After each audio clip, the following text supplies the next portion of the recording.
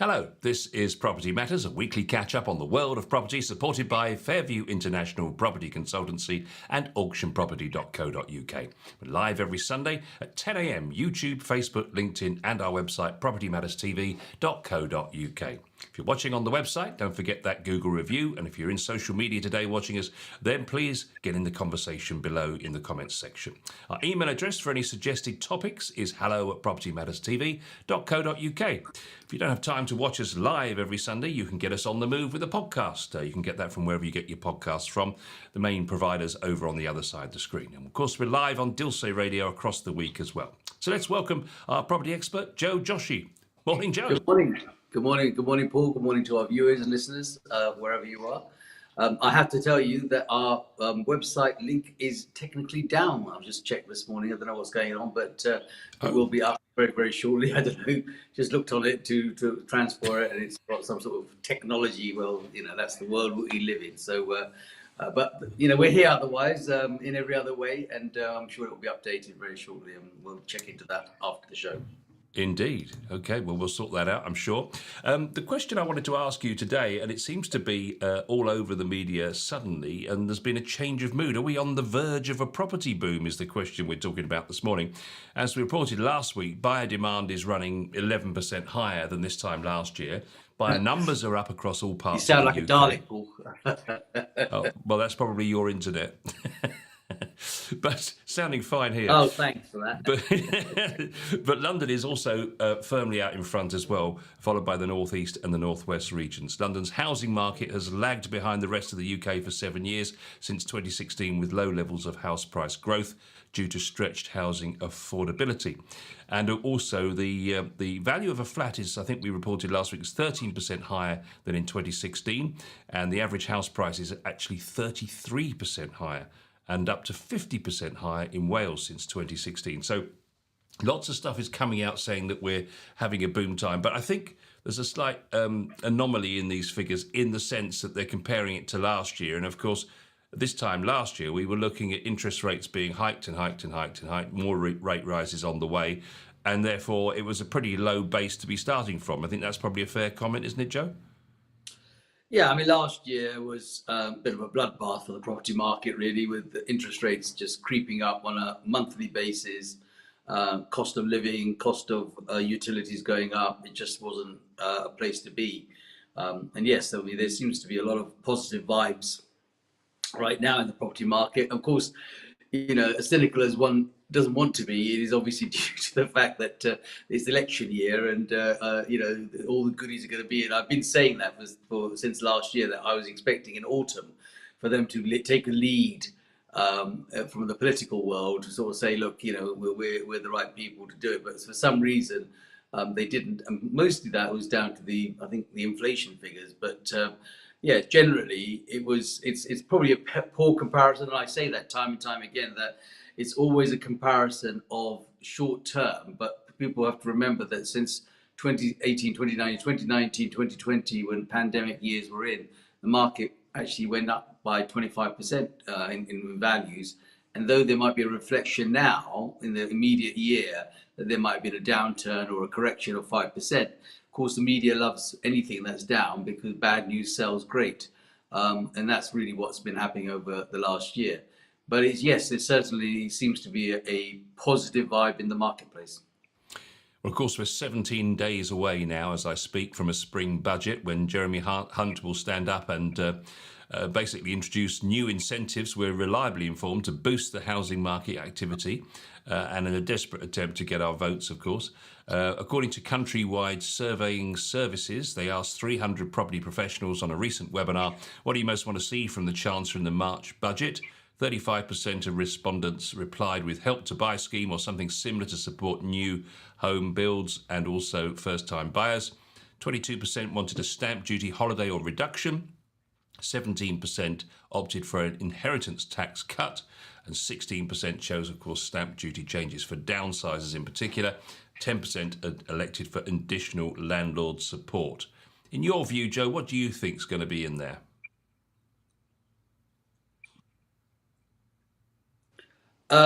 Well, definitely think the Help to Buy scheme has been on the cards to come back again because it's due to finish this year, and I think they're going to basically rekindle that to say, look, it was a roaring success.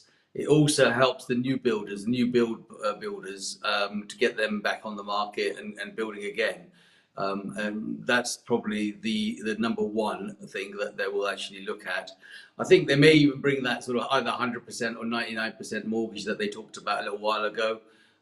So these are incentives that will obviously get the first time buyers, which are very, very crucial to the whole system in the housing market. Without the first time buyers at the first run of the ladder, the rest of the thing is a bit like a deck of cards. It just doesn't move until there. Of course, there's the investment one, but they killed most of the investment people off with taxation and stamp duty and all sorts of other things, which again I think is coming to bite them on the bottom because they're realizing that the amount of rental properties have just gone down drastically because people want to get out of that.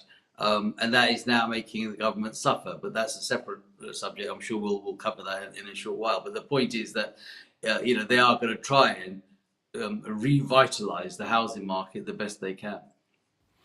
Yeah, it's interesting that 41% said there was cause for optimism in the following 12 months, or either definitely cause or possibly cause. 13% said they were unsure. 5% said there was probably not any cause for optimism, but no one said there was definitely no cause for optimism over the next 12 months. So interesting to see that there's quite a bit of positivity in the industry itself. Positivity in itself is good. Yeah, I mean there is positivity across the board, and there has to be. I mean the market is in a positive position. Look, the interest rates have kind of come to a bit of a halt. I know everybody has a wish and a dream that they're going to go backwards. I don't believe that they're going to go back a great deal. If they did, the Bank of England might knock off 0.25% to make it look good. The interest rates that are dropping are first-time buyer packages with mortgage lenders. They are offering them. I'm seeing sort of 3.5 fixed for 3 to 5 years, 4%, 5%, and so forth, so that first-time buyers can come on the market. But the base rate isn't really being affected. There's a huge underlining of property possessions hanging around due to courts of people that weren't able to do that. So that probably hasn't hit the market purely because the courts are so far behind in dealing with those aspects of it. And so, yeah, I mean, there is optimism, and there has to be optimism. They've got to drum up optimism, especially with all that are going wrong at this moment in time, and especially for the current incumbent government. Last week's figures on the two by-elections didn't help, in the grand scheme. So they've got to try and turn the course of this ship round a bit quicker than they think in a very short space of time. So the worry is, what will happen with that? And my concerns are that whatever they're throwing out now, to a large extent, Paul, I think is a bit too late. They should have done it as predicted by me and us and our discussion in the autumn budget. So they had some run up to this, and now it's almost a bit too late, a little too little. Yeah, this upcoming budget has the potential to have a major influence on the housing and mortgage markets, and it will be interesting to see what, if any, of these measures actually come into fruition. But the point being that they're right, that observation that this budget, this spring budget, is going to have a huge effect on how the property market fares over the next 12 months. And of course, you could argue that they're sitting down saying, right, what do we need to put in that's going to win us votes, rather than what do we need to put in that's going to help the housing market? And that's always been the problem, isn't it? Because, not necessarily does a politician have the best interests of the actual house purchasers or owners. They have the interests of voters at their heart. Yes, interesting that it is short term, Paul. That's my concern. It's the short term measures, and as I have said before, that any government has always used the property market as a yo-yo. They sort of use it and abuse it. They think, well, this will help us, so we'll drop interest rates, or this will help us, we'll drop stamp duty, or we'll challenge this. But we know that a housing market is very important to the residents of the United Kingdom. It is something that everybody targets to. Their wish and want is to ultimately own their own home and potentially maybe even just rent their own home and be independent. And having the rental market is what it's doing. It's going gaga. The rents are going through the roof. All of those things have an effect. So anything that they will do here, not so much for, I believe, the housing market, more so for the political reasons. But of course, any short term is always a gain for the housing market because people want to jump in on it very quickly and say, right, I want to lock that deal in and basically use that this opportunity for the government's perhaps short givings for us now as a personal as a good thing, so that they can go out there and lock in a new deal or try and exchange it. And that is probably the only other fly in the ointment, is the time it takes for the deal to actually be sealed, because the process in the conveyancing system is so archaic that somebody could think, okay, I've got 6 months to do this. It could take over 6 months for a transaction to even get there. So it's always about timing. Russell Quirk is a commentator that we've often mentioned on this show, and he has an interesting piece he's written this week. He talks about the buoyancy in the market being a combination of 10 factors, and these are them. Inflation has largely been tamed. Interest rates the rises have ceased. Swap rates and the benchmark which is the benchmark for fixed mortgage rates, have settled down-ish. Unemployment has remained below 5% despite significant economic challenges. The doomsayers in the media and so on have stopped being a bit apocalyptic, I think is the word he used. The media have stopped fueling the consumer and negative stories around house prices. The resulting pent-up demand from last year's fence sitters is now translating into activity as a result. There's always a shortage of property versus demand, and some feel the forthcoming general election will bring about positive change. And of course, bribes in a spring budget, as he put it, or what is commonly known as political policy announcements. So, but it is interesting, isn't it? Actually, when you look at those 10 factors, we do have a more calm situation than a year ago. And there is perhaps the perception that actually it may not be so bad if we take the dip and plunge now.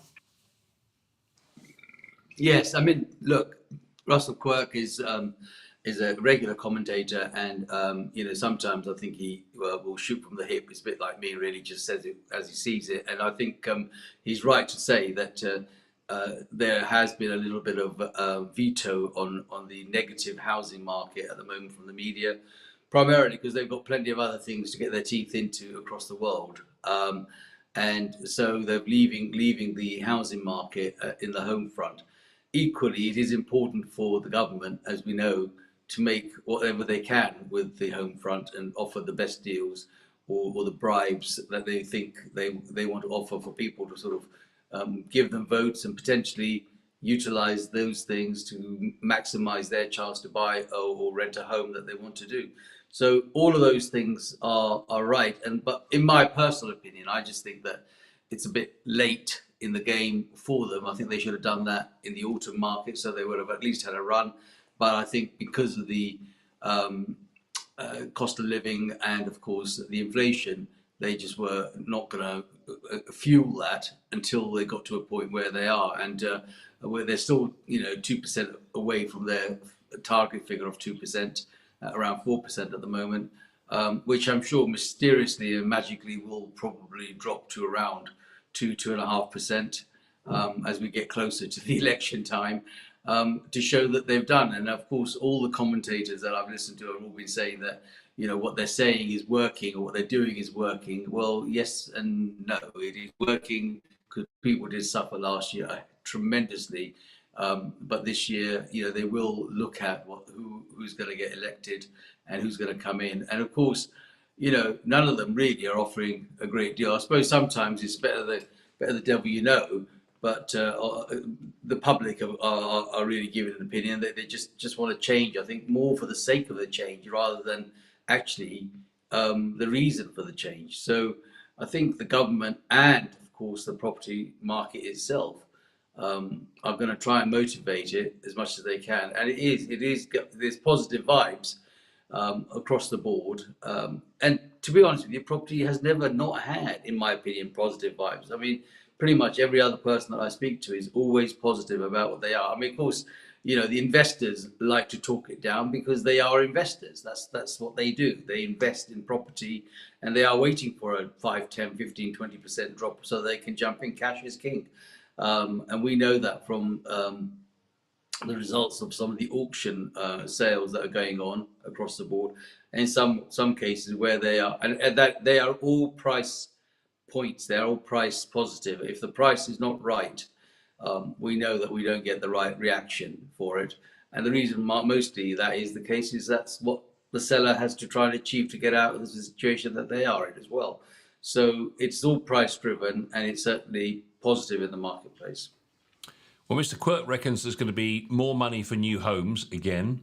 Also, probably a cut in income tax basic rate, which is an old Thatcher favourite, wasn't it? Also, an increase in the tax threshold instead, which amounts to the same thing broadly for lower age earners, I guess. And also, he thinks a tweak to stamp duty, and he makes the point that stamp duty currently warms the Treasury's cockles to the extent of 15 billion annually. That's up 200% from 5 billion in 2010. So it's tripled in 14 years, which is quite something.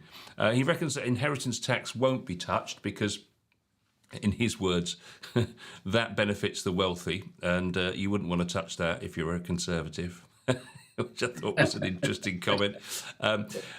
He said, but so the housing market looks like it could be in pretty good shape by the end of the year. And then he talks about Sunak, Hunt and Gove, which is the pompous sounding law firm that you never want to hire. But he says what they're about to do, though, if they do all of these measures, they're going to throw fuel on the fire. But if they then add in this 1% deposit mortgage scheme that's being talked about, it'll positively go nuclear. And I think he's got a point there. You see, the thing is, if you make it all about being able to buy a house when you haven't got any savings or any skin in the game, if you like, any equity, then there is going to be difficulties when things turn the other way, surely. Well, the problem with that is, and I'm not disagreeing with all of Russell's comment. What I'm saying is throwing perhaps a little bit of caution to the wind here, is that yes, the 99% mortgage, 100%, and we've been there, and people will jump on that in a heartbeat to try and get that, and why not? But what really stops them is affordability. It's the affordability calculator that's going to throw that right out. So in a headline, a 99% mortgage, 100% mortgage available is a great headline. But if you go to get that 100%, 99% mortgage, then it is your affordability aspect that is now going to the stress test that then throws that chance out. So you might think, okay, well, let's say I can go and buy a £300,000 house now, and that affordability might take you down to £200,000. So you might want to still buy, but you're not going to buy what you thought you were going to buy because you had not to find that deposit. So there will be some sort of explosion in the marketplace, albeit at the top. The biggest thing I think with that is, Paul, not just the new homes, but the fact that the 100% or the 99% may reflect. So the difference between the Help to Buy scheme, the Help to Buy scheme was fundamentally targeted at new builds, so that the developer had a part to play. The 99% mortgage is the mortgage that perhaps opens the door for the second-hand sales, because obviously it's a mortgage based on your income, your circumstances. So therefore, they might just say, okay, well, you can afford it, but that allows them to move and buy in other areas other than perhaps just where the pocket areas are for new developers. So as a combination, I think there could be an explosion. Well, we say good morning to Guy Charrison, who's just come in on Facebook saying good morning, gents. So good morning to Guy. Thanks, nice to have you on, and as always, to see your comments. Moving on to our second story today, we're talking about Housing Secretary Michael Gove, who said on last Sunday, in fact, that he was going to make sure that we definitely got the Section 21 evictions outlawed by the next general election. This, of course, was a 2019 manifesto pledge from the Conservative Party, and that was going to end the right of landlords to evict tenants without needing a reason. However, the legislation has been continuously delayed, as we know, leading housing campaigners to question the government's commitment. But what I thought was interesting that they mention here, because you've often said this about how many politicians are actually house owners, or landlords rather. I should imagine quite a few of them are house owners, but whether they're landlords or not, of course, is a different issue. But 1 in 5 of the Tory party are actually landlords themselves. So they will personally see the issues that this will bring. And I think that's why he's having the devil's own job getting it through his own party.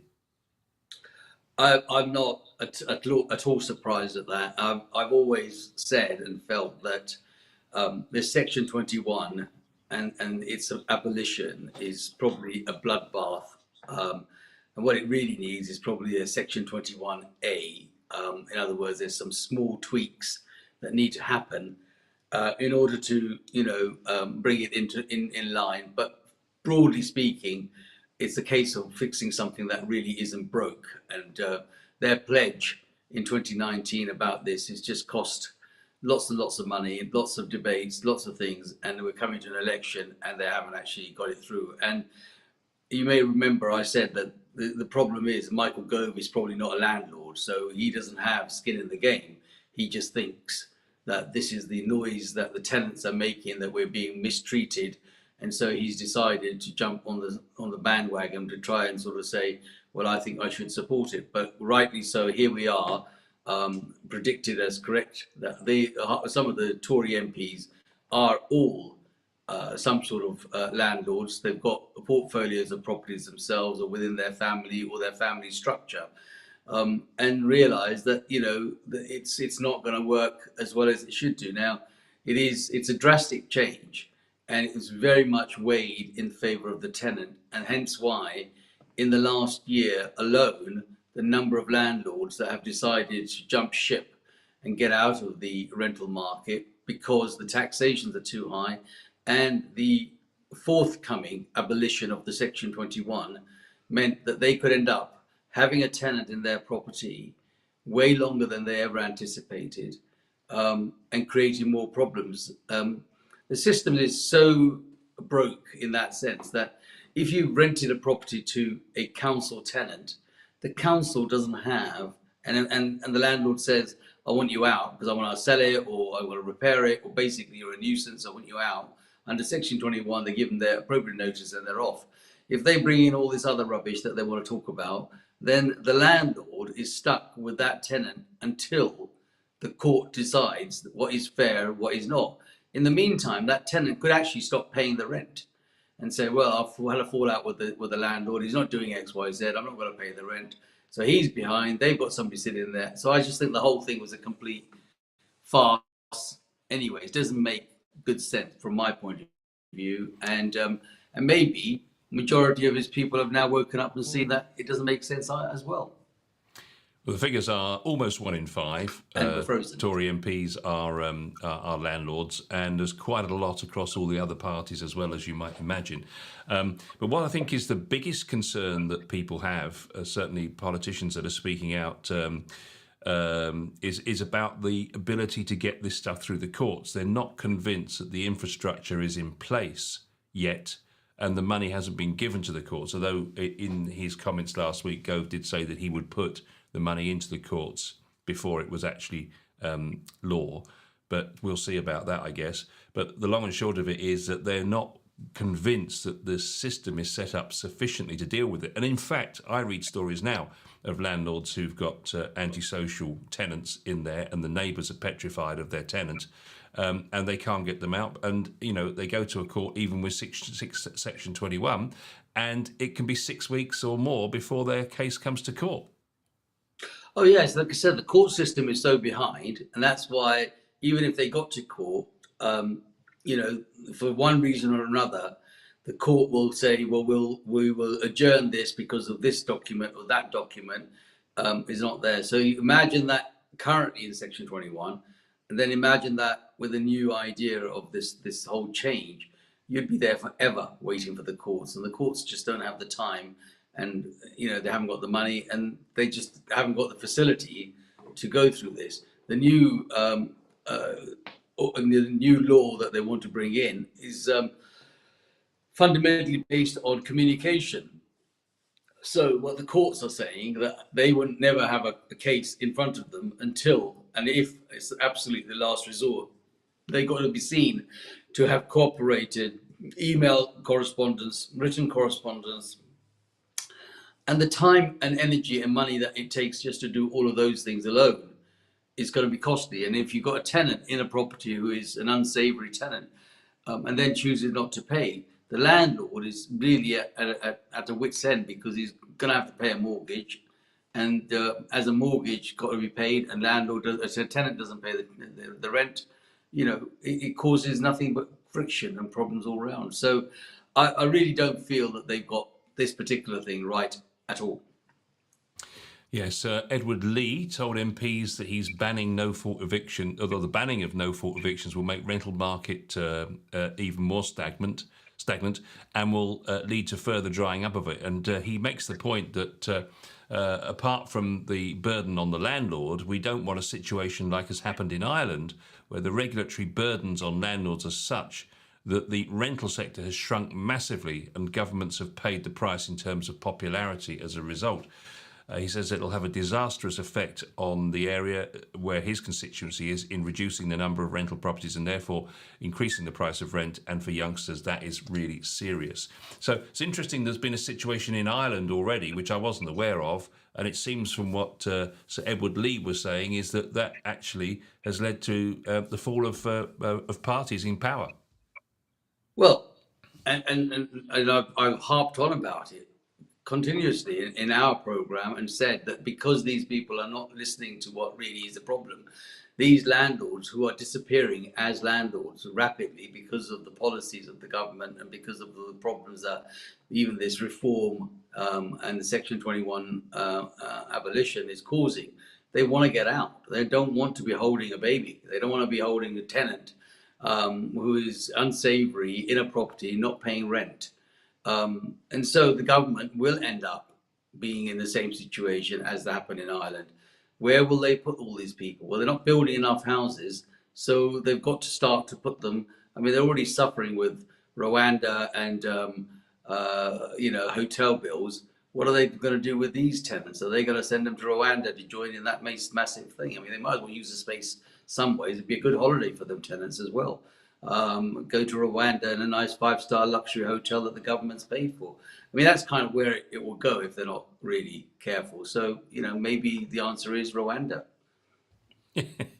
Liberal Democrat Deputy Leader Daisy Cooper said that the government has turned a blind eye to the housing crisis in this country. 16 housing ministers later, people are still facing the same problems. So just for the balance of comment. And also Angela Rayner said, who's the Labour Shadow Housing Secretary, she said, these are yet more weasel words from Michael Gove after years of broken promises. So we'll leave that one there, but all of this will come to light over the next few weeks and months, I'm sure, as we head towards the election. Anyway, let's move on from a sort of political flavour to something that's, I know, one of your favourite subjects, Joe, the Home Information Pack, which you loved unconditionally back in the day, thanks to, and your hero, Grant Shapps, got rid of them in 2010 or 12, I think it was. Forgive me, I've lost the date. But basically now we've got the Material Information Guide, which is coming back. It's now in use, but it's not in force yet, and it's only a matter of time. But what Rob Hailstone is suggesting here in his article is that, and he was an exponent of home information packs, what he's saying is that if we'd have stuck with it and actually got it right, we wouldn't be needing to introduce all this MIG, as it's now known, the Material Information Guide. He said the old HIP, as you rightly say, was next to useless. Office copies and a file plan, a pretty useless property information questionnaire, and a local and water drainage search. And no surprise that didn't really carry favour with anybody. However, some HIP providing companies were, by working closely with the seller's conveyancer, adding in additional documents whilst the property was still being marketed. For example, in his, when he was doing them, he would have a copy of documents containing restrictions, easements, rights, and covenants. And they were adding in guarantees, planning permissions, and building regulation approvals. In fact, anything and everything that would help the transaction proceed quickly and easily. Many HIPs, as a result, became exchange ready as possible. It therefore would not have been beyond difficulty to easily and quickly add other information, which is now going to be required by the MIG, and these will be in force at some point soon. So, interesting to see your response to all of that. I mean, I have to say, I think if the HIP had been, as Rob was suggesting, with all this other information, and it's almost exchange ready when you hand it over, that to me just seems like a good idea. I don't disagree with that. I think that the HIP did have some benefits. However, what they put together and the time and energy and money that was wasted on it wasn't worth the paper it was written on. And that's why HIPs had to go. But nobody really thought about it. It was more of a marketing gimmick in my mind now than it was a actual practical, useful piece of paper, file, time, whatever you want to call that. So that's why I was anti-HIPs, and to a large extent probably still am, until such times as they can actually make that document robust. You know, the problem is, the simple problem with the HIPs, Paul, was this. If you were the solicitor that did it on behalf of the seller, the buyer solicitor just felt, under their own insurance and indemnity and so forth, that they had to redo pretty much everything you did because they didn't believe you. So that was the waste of HIPs. You know, if there was a way that that was covered, most solicitors, most law firms are obviously obligated under their own insurance indemnity to make sure that they have done and taken time to do the due diligence on behalf of their client, and therefore handing them a pack with, you know, the basics actually didn't do anything. And so no matter how much this concept of HIPs comes to light, what they've got to take on board is the basics, like the local searches, the water searches, and the standard land registry document. That is obtainable. What they don't and cannot deal with, and it's always a matter of opinion, and I'm sure Guy will back me on this, it's always about the situation, what one solicitor believes is correct. It's a matter of opinion. It's their opinion. So take a clause in there which might be about some sort of restrictive covenant that might exist.